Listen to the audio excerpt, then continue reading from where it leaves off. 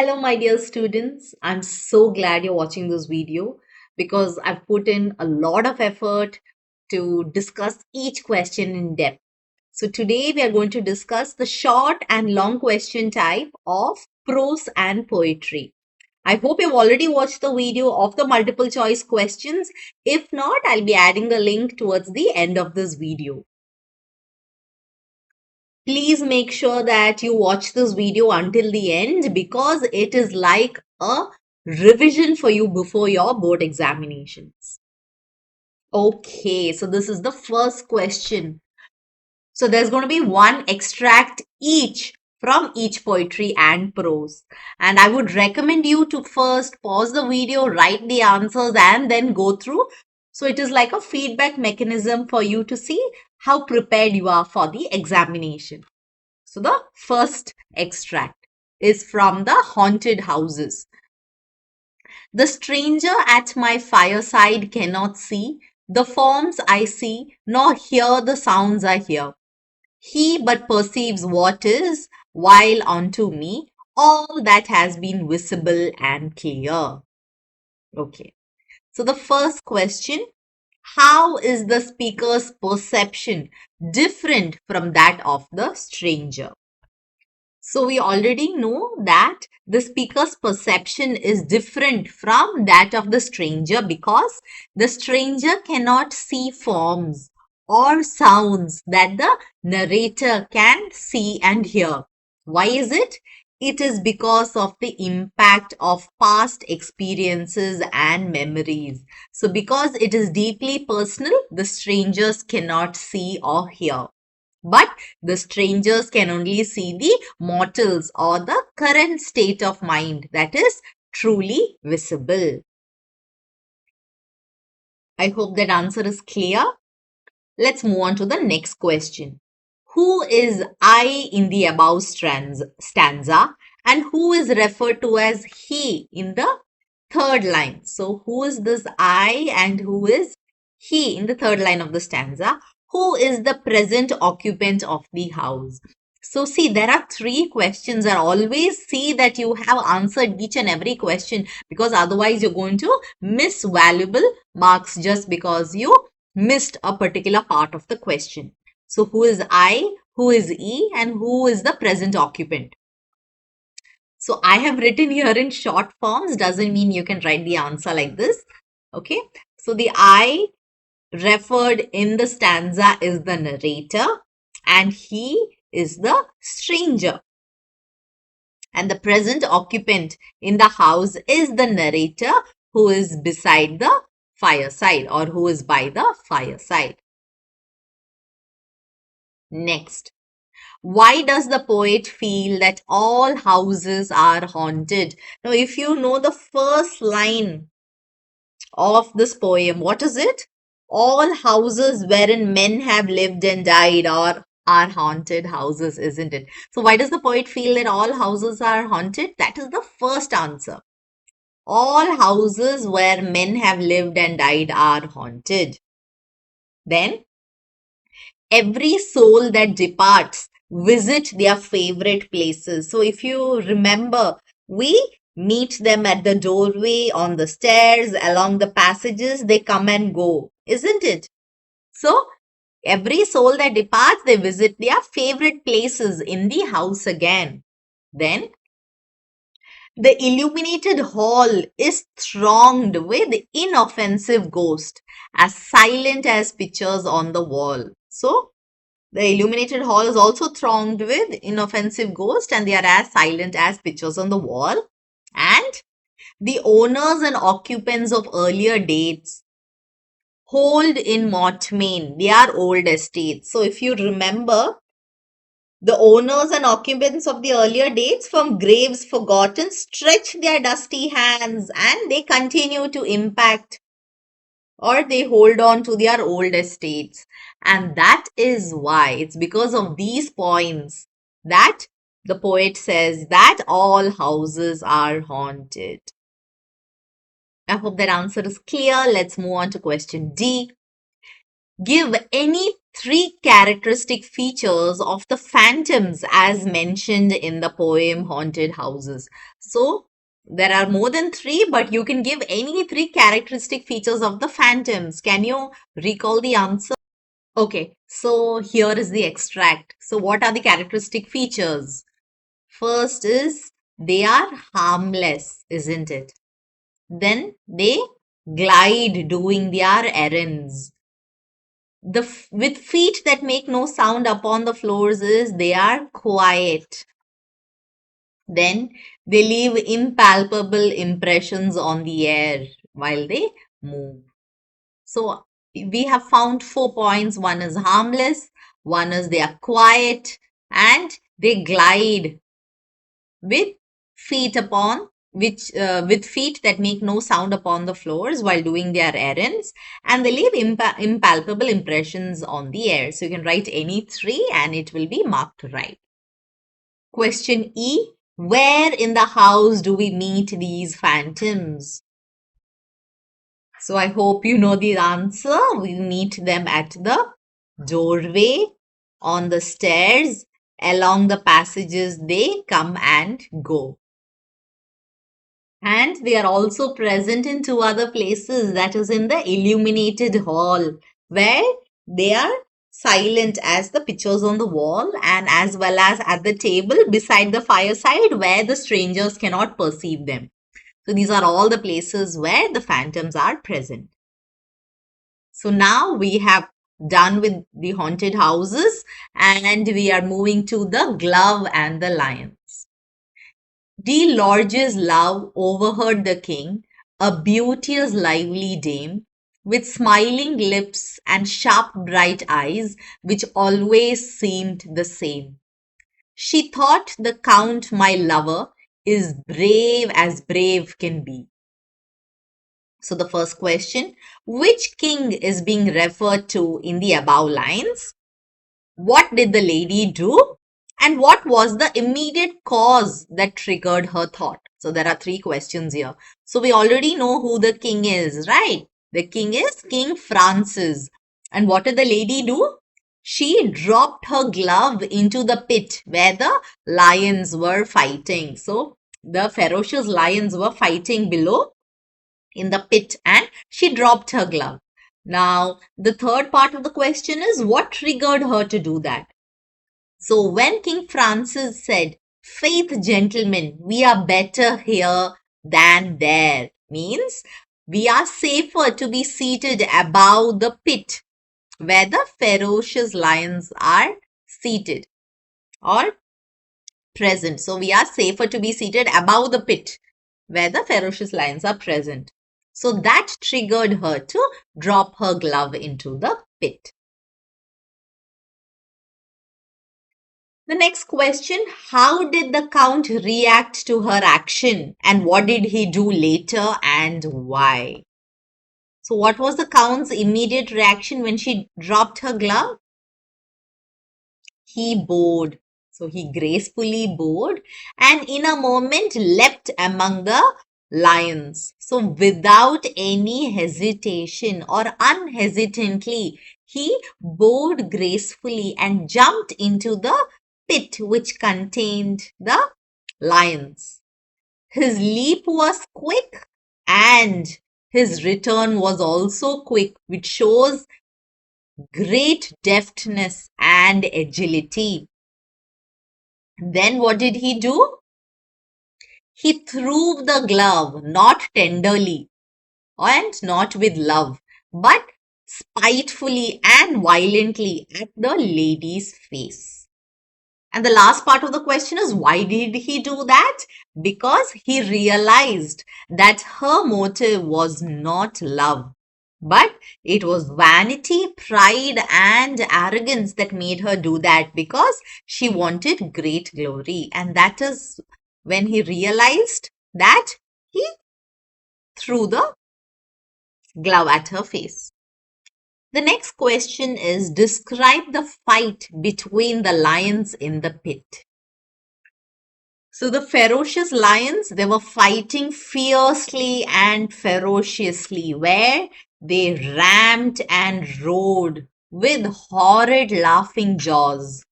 They bit, they glared, and they gave blows like beams, and a wind went with their paws. Then, with wallowing might and stifled roar, they rolled on one another, till all the pit with sand and mane was in a thunderous smother. Then what happened? Bloody foam came whisking through the air above the bars. So, this is the description of the lions fighting, and you will have to learn this by heart. You don't have to write the exact words, like the exact form of the poem, but make sure that you mention all these points. Question D. What message is the poet trying to convey through the poem? So, what is the lesson that we learn through this poem? First is that true love is selfless and it does not demand any test or any kind of reckless action where one has to jeopardize their lives or put their lives in danger. And the second point is vanity and pride has no place in love. So she wanted glory and fame, and she was testing his depth of devotion and admiration for her. And true love never tests the amount of love towards someone else. So, this is the lesson that we learn from this poem. The next question is, what does the glove symbolize for the count? What does the glove symbolize for the lady? And how would you describe the count's mood at the end of the poem? So let's see what the glove symbolizes towards the count. It was a challenge to prove his bravery, chivalry, and strength. So it was a challenge where he could prove his extraordinary deftness and agility. That he was chivalrous and he was ready to accept any kind of challenge. What was the glove for the lady? It was just a tool to seek admiration, where she portrayed her vanity and pride. So, what was the Count's reaction towards the end of the poem? The Count was angry. He did not have any kind of tender love, but he was spitefully violent when he saw through her true intentions of vanity. Because true love is never tested. So, he was angry. So we have completed the glove and the lines. Now quickly let's move to when great trees fall. When great trees fall in forest, small things recoil into silence, their senses eroded by fear. So question number A. What effect does the falling of great trees have on distant hills and animals in the jungle? So what effect did it have? The rocks on distant hills, they shuddered. Then the lions hunkered down and tried to conceal themselves in tall grasses. And even elephants, they lumbered after safety. So even mighty animals like elephants lumbered after safety. And what happens? Small things, they recoil into silence and they are shocked and eroded beyond fear. Their senses are eroded beyond fear. Question B. Explain in your own words the line small things eroded by fear. So until then. So explain in your own words. So when great trees fall in the forest, the small creatures in the forest, they are overwhelmed with fear and they are shocked by the loss. And because of the enormity of the loss, their senses are eroded beyond fear. And because of the loss or the enormity of the loss, even small creatures are affected and the natural world is mourning in silence. How is one's memory affected by the death of a great soul? Can you recall this answer? What happens? Our memory is suddenly sharpened and we start examining the past encounters. Then we feel persistent distress on the kind words that were not said to them. So we feel remorse or we feel repentance. And we also start remembering the promises that were unkept. So we have agonizing nostalgia about the past encounters and we feel remorse about promises that were not kept and kind words that were left unsaid.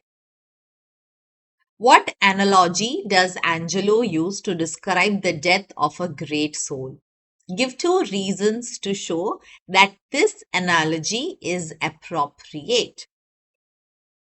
So, what analogy does she use to describe the great soul? So, the death of an old soul is compared to the falling of a great tree, where it shows that just like how when great trees fall, there is a far reaching effect.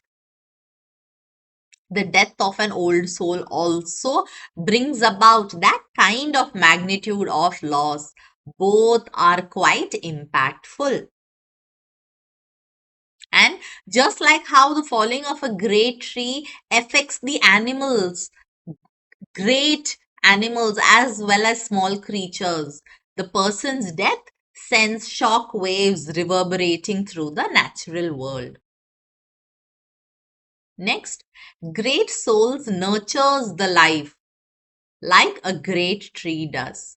So both have a profound impact in this world, and the natural world recoils into silence as it is a shock even for us when someone dies. So this is the comparison between the great tree and a great soul. The next question is trace the stages of grief and coming to terms with the loss of a loved one that Maya Angelou describes in a poem When Great Trees Fall. So here throughout the poem she describes various stages of grief. Let's go through that. So first, the stage of grief is shock. If you remember in the first stanza, the poet says, rocks on distant hills shudder. So it sends shock waves that is reverberating through the natural world. Then there is fear because lions hunker down in tall grasses, even elephants lumber after safety, and the small creatures recoil into silence. Their senses are eroded beyond fear. So it shows fear. When the air around us becomes light, rare, and sterile, we are in kind of a denial and we start breathing briefly because we are shocked and we are in denial because of the magnitude of loss. Then our memories suddenly sharpen and then we start feeling remorse or regret about words that were unsaid and promises that were not kept. Then there is a sense of loss where our souls that were dependent on their nurture and nourishment now diminishes or shrinks and is wizened. Wizened is shrinkage. So we have a profound sense of loss. And our minds that were radiant by their influence all falls away. Then finally what happens? After a period, peace blooms slowly and always irregularly. So finally we have acceptance. So these are the various stages of grief that is explained in each stanza. I hope this is clear. Let's move forward. The next extract is from Robert Frost's poem, A Considerable Speck. When something strange about made me think, this was no dust speck by my breathing blown, but unmistakably a living mind with inclinations it could call its own. What was strange about the speck that attracted the speaker's attention? So, what was strange? What was it in reality? And describe the speaker's attitude towards the speck. So, What did the speaker feel? The speaker felt that it is not a speck of dust that is blown by his own breath. But what was it in reality? It was a living mind, having its own feelings and decision making power. What was the poet's attitude? His attitude was that of curiosity and wonder, which was leading to a broader reflection on life and existence.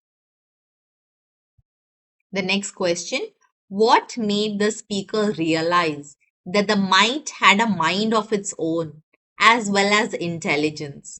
Give three reasons to justify your answer.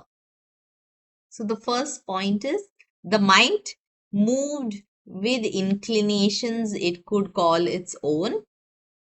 It paused as if with suspicion and then came racing widely on to where the manuscript was not yet dry. So it had a sense of investigation and examination. It had curiosity and it came to the place where the manuscript was not yet dry. Then paused again and either drank or smelt with loathing, for again it turned to fly. So here it was acting intentionally. It came racing widely on, it stopped, it paused, and then it drank or smelled. So the dust mite had investigating and examining characteristics, it had curiosity, it was acting intentionally, and it expressed how much it didn't want to die. So it showed survival instinct as well.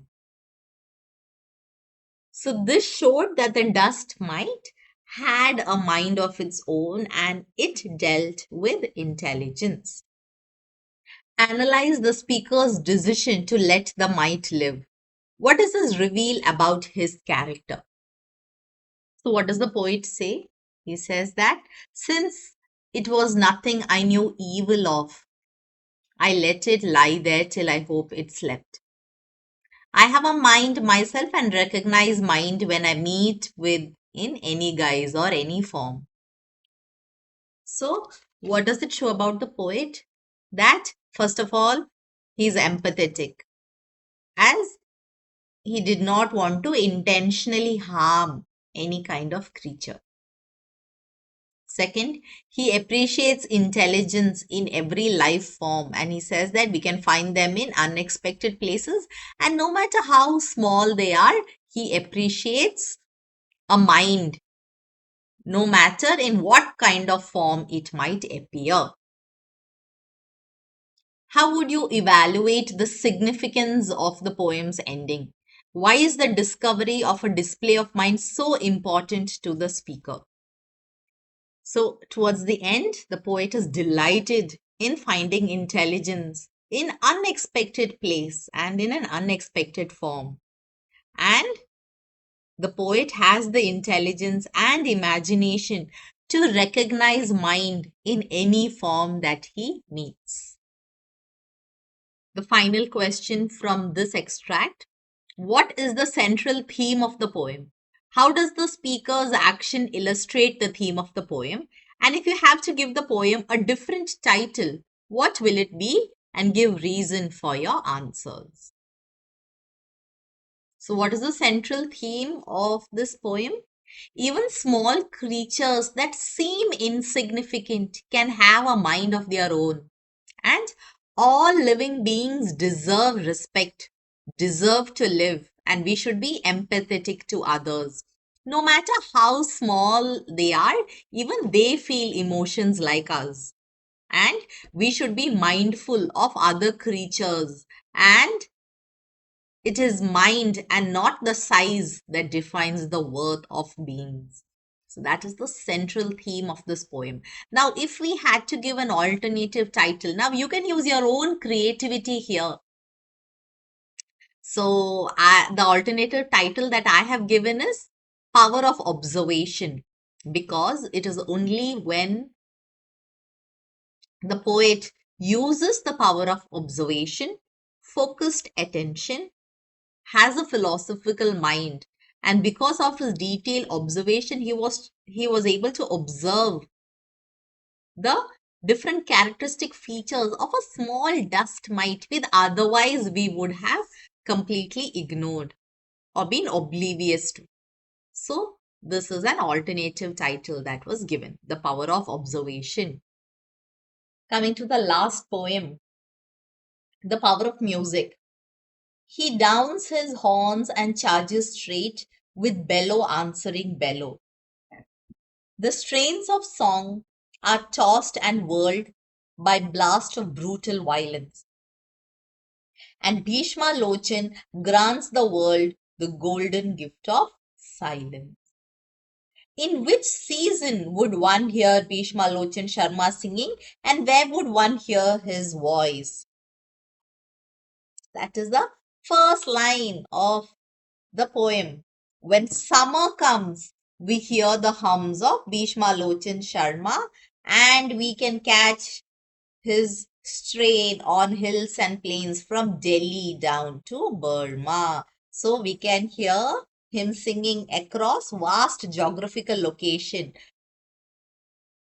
Give one reason to conclude that Bhishma was passionate about singing. How did people react when they heard his song? So, what shows that he was passionate towards singing? He sings as if he has staked his life. That means he has put his life at stake, and he sings as if he is hell bent. That is, he is obsessed. So, this is how he sings. The second part of the question is, how do people react? The people are left dazed and they retire amazed. And they also realize that he did not mean any intentional harm to them, that it was well meant. Then what happened? They are trampled in the panic, chaos, or disorder, and they feel languish, pale and sickly, means they lose their vigor or strength, and they feel sick. They also plead to Bhishma Lochan Sharma saying, we are near our end and please stop your singing quickly. So this is how the people react. The next is, how did animals react when they heard Bhishma Lochan Sharma? So how did the animals react? The bullock carts were overturned. The horses were frightened and they lined the roadside. The miserable animals, they resent.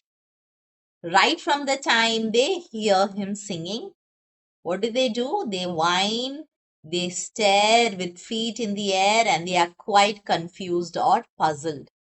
The fish, they dive below the lake in search of silence, and the birds that are singing in the sky, they fly upside down.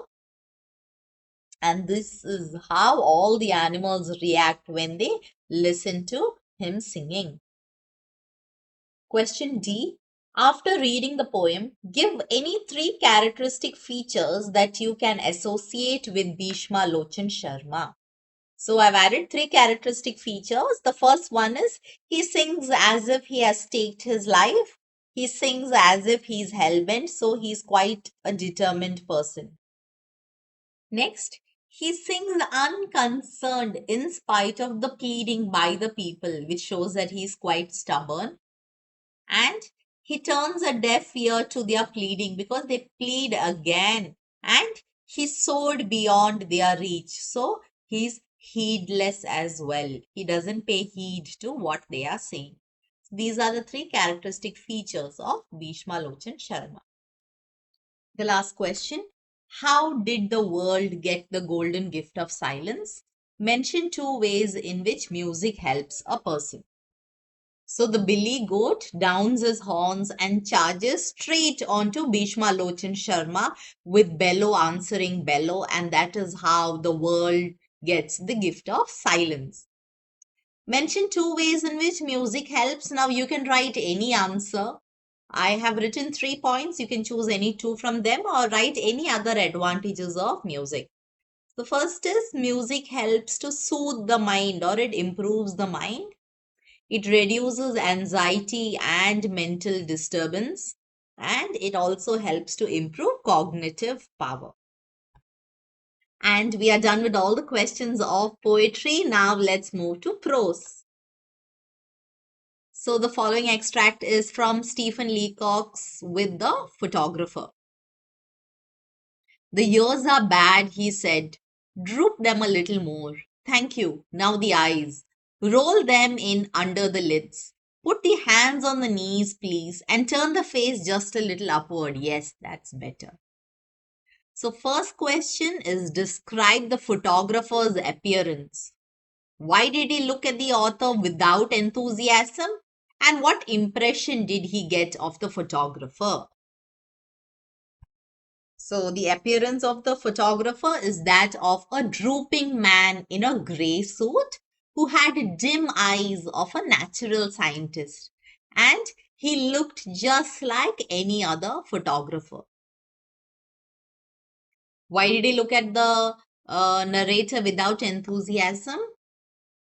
So the narrator felt that he had done the unwarrantable thing in breaking in on the privacy of the photographer's scientific pursuits with a face like his. Means he realized that the photographer didn't like the face of the author.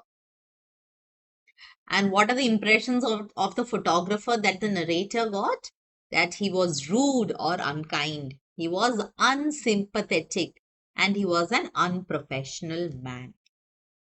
Where did the photographer make the author sit? Describe the photographer's initial attempt to take a picture. So the narrator sat down in a beam of sunlight which filtered through a sheet of factory cotton hung against a frosted skylight.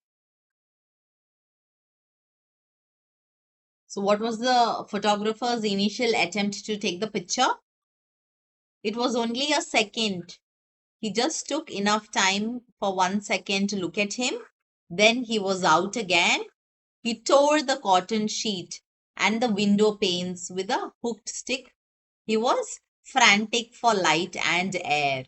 Then he crawled back into the machine, drew a little black cloth over himself, and he was very quiet. And the narrator felt that the photographer was praying.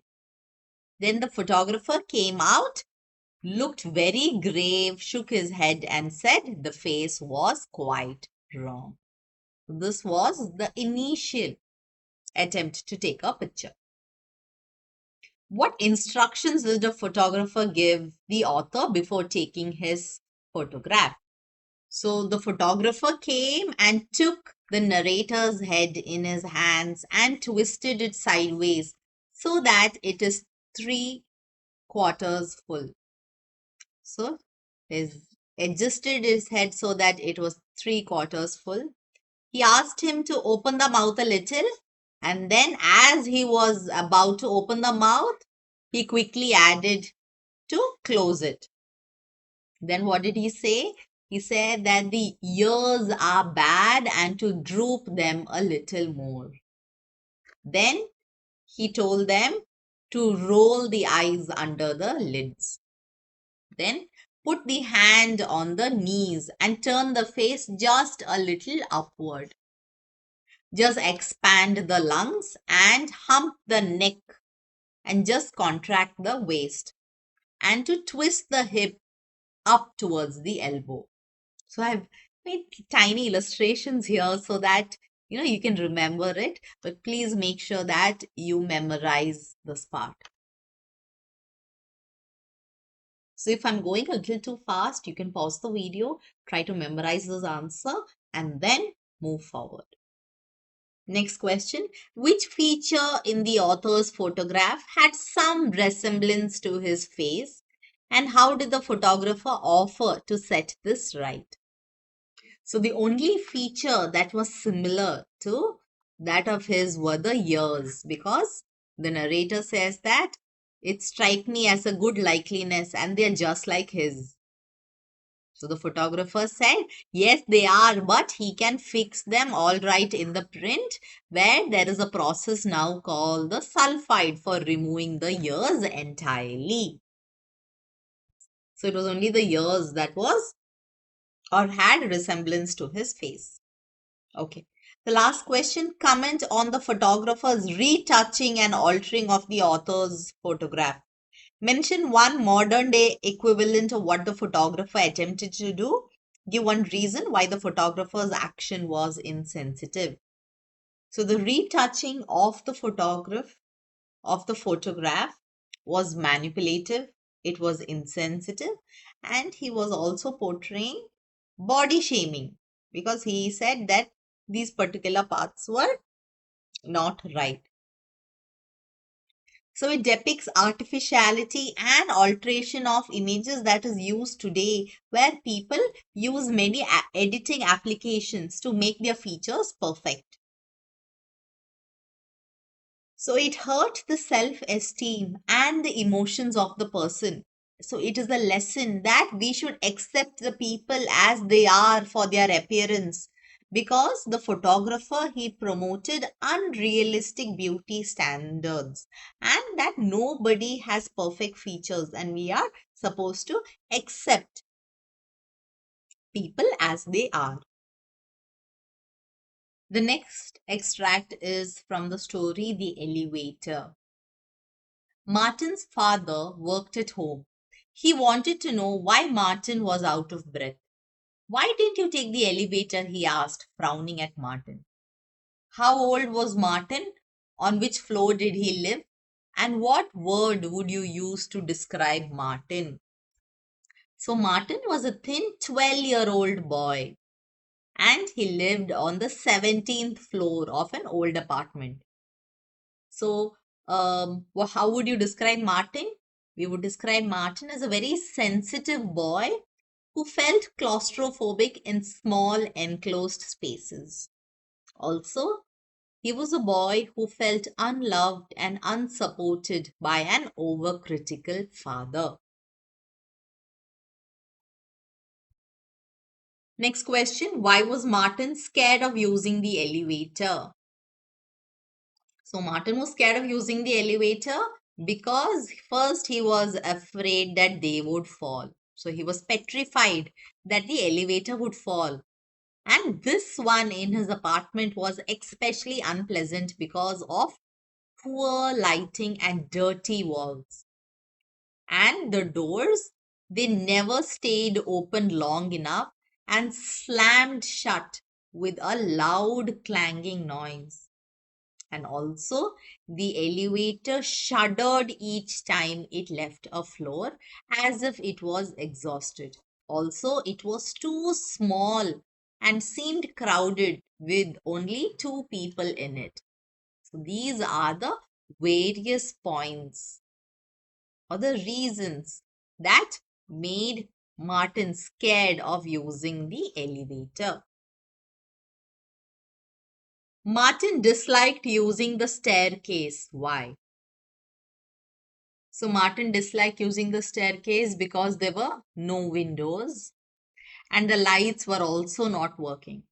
Then what happened? Martin's footsteps echoed behind him on the cement as if there was another person climbing and getting closer. Also, he disliked the stairs because by the time he reached home on the 17th floor, he was gasping for breath. These are the various reasons why he disliked the staircase. The next question. Martin met a strange person in the elevator one day. What did she do that scared Martin? What happened to Martin when he ran away after seeing her? So, what did the lady do? One day, when Martin got onto the elevator, a fat woman got in and turned around and stared at Martin. Her blue eyes were tiny but sharp. They seemed to be boring into Martin's face. Even if Martin looked away, the woman didn't turn around. Her piggy eyes were still looking at him. She had to be crazy because she did nothing. She only watched him, breathing loudly until the elevator reached the first floor. So she kept staring at him, and even if he turned around or looked away, she kept boring her eyes into him. So, what did Martin do one day?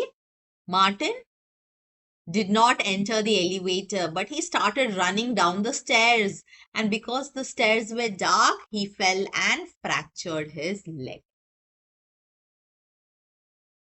Comment on the ending of the story, The Elevator. Identify any two elements of horror in the story.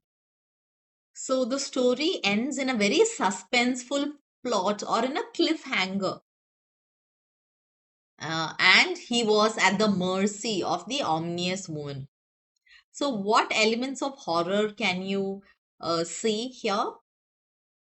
Her sinister smile at the end of the story, where the story ends in a cliffhanger where she says, "Hello, Martin," and laughed and pushed the stop button. Next, the woman was found using the elevator at different floors, and she stares at him and stops the elevator between floors. So, she did not use a particular floor, but she was found using different floors. And the way that she stared at him did nothing but stare at him. And she stopped the elevator between floors also gives an element of horror. Also, in the story, nobody had seen the woman. Even the father had not met this woman, but it was only he who had the encounter with the woman, which shows an element of horror there as well. Now, quickly moving on to the next one, which is the extract from the story The Girl Who Can. Like all this business to do with my legs, I have always wanted to tell them not to worry. I mean, Nana and my mother, that it did not have to be an issue for my two favorite people to fight over. But I didn't want either to be told not to repeat that or it to be considered so funny that anyone would laugh at me until they cried. First question: where does the story take place? What is the main conflict faced by the protagonist? So the story takes place in Hazodzi, and it is a very big village in the central region of the country, Ghana. And the main struggle that the protagonist face is she's made to feel inadequate because of her spindly legs by her grandmother and other people in the community. Describe the relationship between Adjoa and her grandmother, and why was she made to feel inadequate? So Adjoa and her grandmother had a very complex relationship because Adjoa had to struggle to catch her grandmother's attention. And when she finally managed to do, and when she would talk something, her grandmother would either say to never repeat it again or immediately laugh at her and repeat it so many times for people's enjoyment. So either she was dismissed or it was laughed and repeated umpteen number of times. And the last point, her grandmother was also very critical of her legs as she kept mentioning that Adjoa's legs were too thin to bear children. So this was why she was made to feel inadequate. The next question, identify 3 ways Adjoa is shown to be an affectionate child in the story.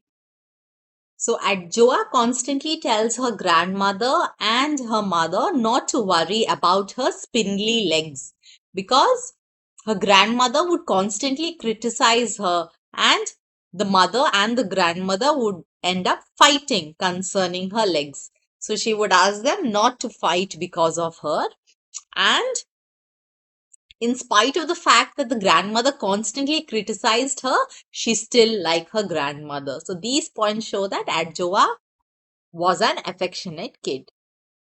Question D. How did Nana's behavior change from the time Adjoa was selected as a runner to represent her school at the district sports meet? How would you justify Nana's actions?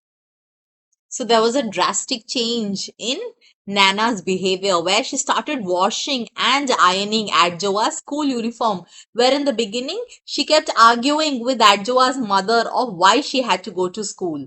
But now she would accompany her to the town to participate in the district level sports meet, and there is a change in heart because she realized Adjoa's potential and began to support her. The last question from this extract.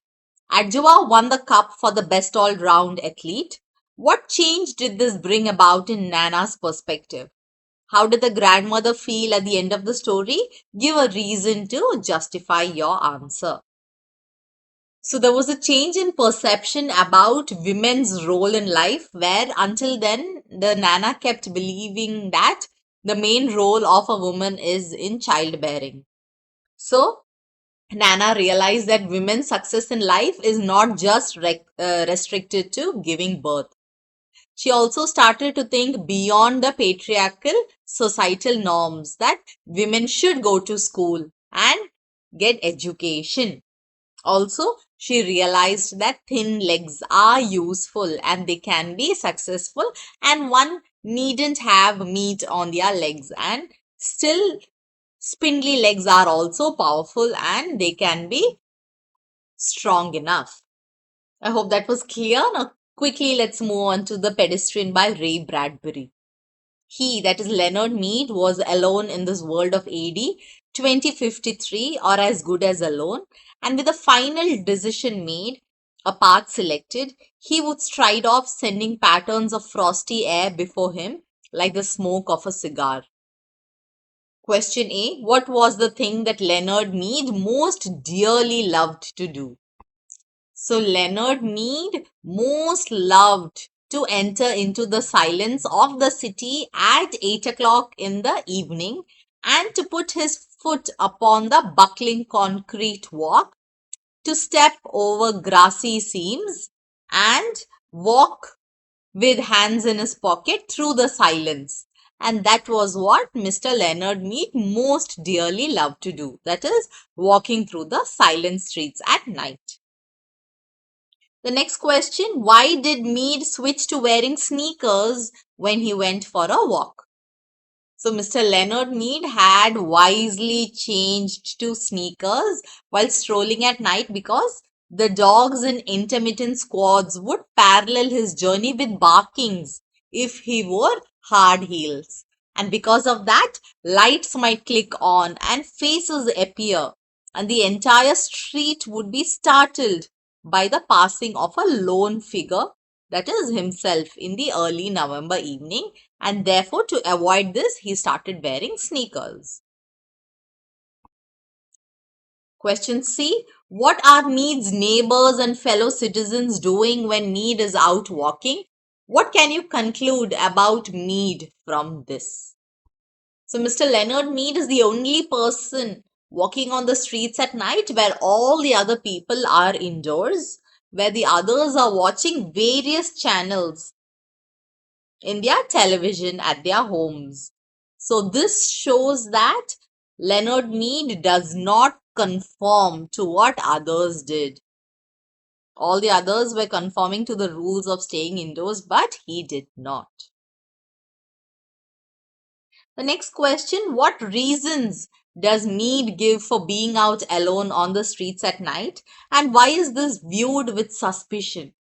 So when Leonard Mead gave the reason that he enjoyed walking and he was walking alone at night, just walking for air and just walking to see, and since he was the lone figure out walking, this aroused suspicion. The last question, where is Mead taken at the end of the story? Why is he taken to this place? And if you had to describe the story in a single word, what word would you use? Give a reason for your choice of word. So we all know that he was taken to the Psychiatric Center for Research on Regressive Tendencies because his behavior was considered abnormal and he did not conform to what others were doing. So if I had to describe the story in one word, I would call it dystopian. Because what is the meaning of dystopian? Dystopian is an imagined state or a society where there is great injustice or suffering. So here, Leonard Mead had no freedom, where everyone is expected to conform, and there is great injustice because he was not allowed to do what he wanted to do. There was no freedom, and he had to behave like everyone else. And that is why I have chosen the term dystopian, because this is not a true story. This is an imagined story of the future, and it shows great suffering or injustice. Next, we are coming to the story The Last Lesson by Alphonse Daudet. I think too that I had never listened so carefully, and that he had never explained everything with so much patience. Who are I and he in the above extract? And what kind of a teacher was he? So already they have mentioned that he is the teacher. So that was a clue that we got right from the question. So I here is Franz, the boy, and he is M. Hamel. So what kind of a teacher was M. Hamel? M. Hamel was a very passionate teacher, was very passionate about teaching. He cared about his students and he was committed to the students. Also, he wanted to preserve the French language and culture. Isn't that right? Next. Why was the lesson called the last lesson?